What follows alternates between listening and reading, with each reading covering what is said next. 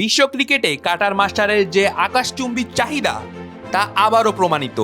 IPL এর দরজা বন্ধ তো কি হয়েছে, দাপট কমেনি দা ফিজের। ভারতের উগ্রবাদীদের হুমকির মুখে যখন মোস্তাফিজ আইপিএল থেকে বাদ পড়েছেন, তখনই চমক দিয়েছে পাকিস্তান সুপার লিগ।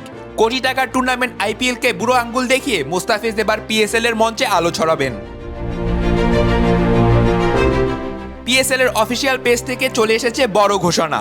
মোস্তাফিজের ছবি দিয়ে তারা লিখেছেন, ব্যাটসম্যানদের সাবধানে খেলতেই হবে, পিএসএল এ যোগ দিলেন মোস্তাফিজুর রহমান।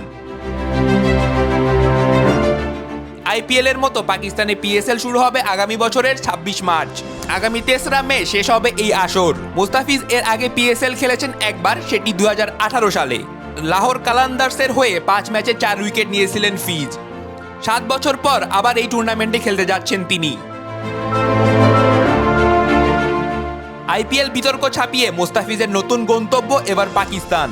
দল এখনো চূড়ান্ত না হলেও বিশ্বসেরা এই কাটার মাস্টারকে ড্রাফট থেকে লুফে নিতে মুখিয়ে আছে দলগুলো। তাকে দলে ফেরাতে চড়া মূল্য খসাতেও প্রস্তুত তারা। ইতিহাসের সবচেয়ে বড় আসন নিয়ে সাজছে ১১তম পিএসএল।